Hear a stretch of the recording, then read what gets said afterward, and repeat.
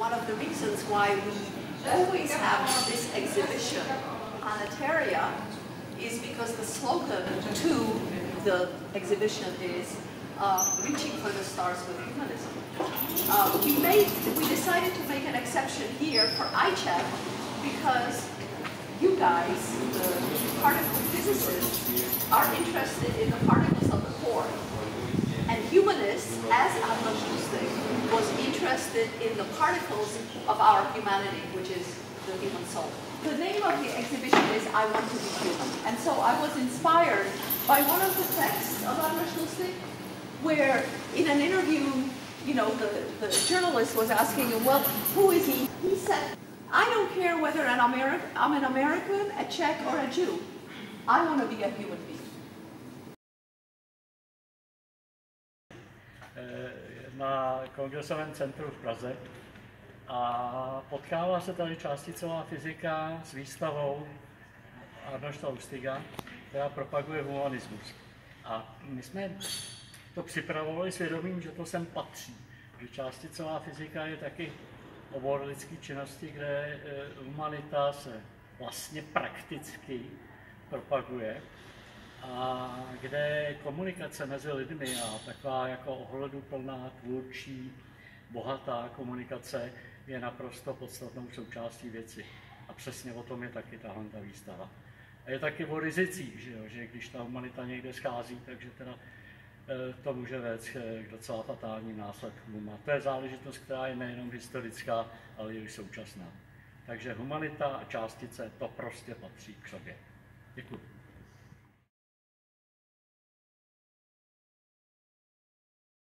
Science and humanism must go hand in hand, because otherwise it would be impossible to carry out large scientific experiments involving thousands of scientists from different nationalities.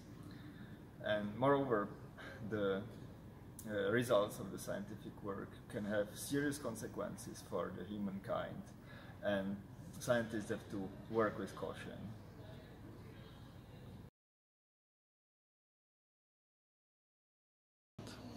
সারা বিশ্বে বিজ্ঞানের অনেক অগ্রগতি হয়েছে, কিন্তু তার সাথে সাথে আমরা এটাও দেখছি যে মানে আমাদের যে পরিবেশ এবং আমাদের যে ক্লাইমেট তার অনেক ক্ষতিও হচ্ছে এবং বিজ্ঞানের উচিত এই সমস্ত যে পরিবেশ এবং বিশ্বের যে সমস্ত মানে পরিবেশ যে উন্নত করার কোনো প্রক্রিয়া সেইগুলো সায়েন্সকে বিজ্ঞানকে করতে হবে যাতে বিজ্ঞান মানুষের কল্যাণে ব্যবহার হতে পারে।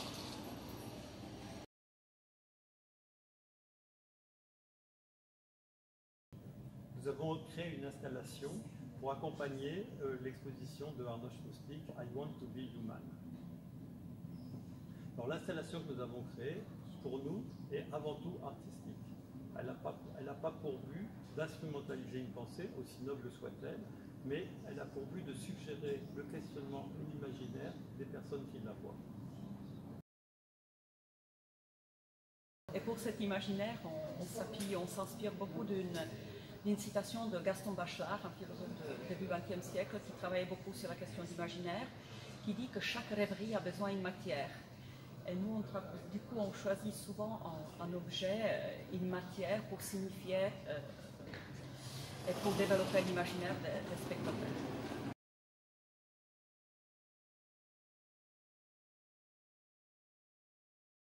Já teď tady stojím uprostřed výstavy Arnošt Lustig a částice, což je dost unikátní projekt, protože propojuje částicovou fyziku, umění a humanismus.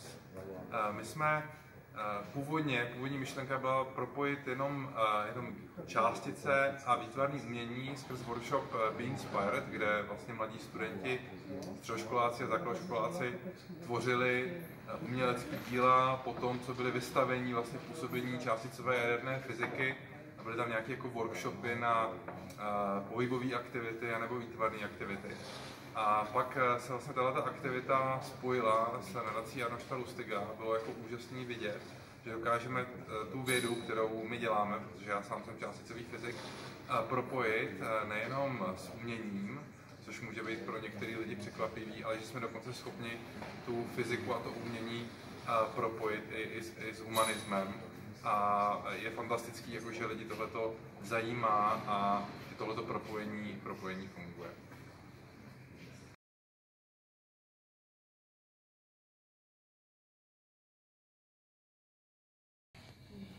Pro mě jako pro částicovou fyzičku je důležité zabývat se podstatou jader atomů a jader těchto problémů. Ale tahle výstava nás také inspiruje k tomu zabývat se jádrem člověka, jeho duší a na to bychom neměli zapomínat, ani když děláme vědu a neměli bychom se od tohoto lidství odklánět. Takže když my se snažíme dělat částicovou fyziku, snažíme se rozšiřovat podstatu lidského poznání, jít až na hranice tohoto poznání, ale zároveň bychom se měli soustředit i na sebe, na naše vnitřní já. A umění je něco, co nám umožňuje tuto vědu a tu naši duši propojovat a objevovat nové možnosti, jak vlastně vnímat svět.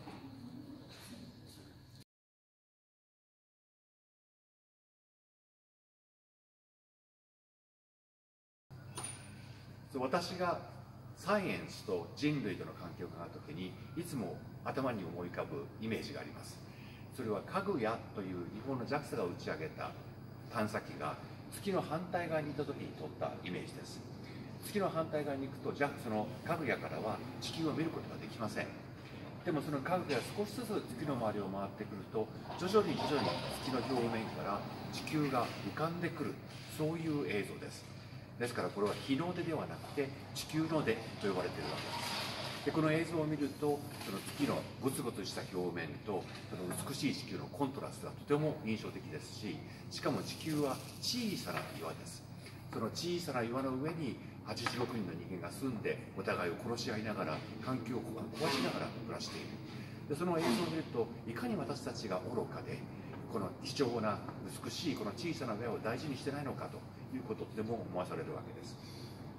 こうやってサイエンスというのは日頃経験することができない新しいものの視点を提供してくれる、これがサイエンスと人類の非常に大事なセットだというふうに思っています。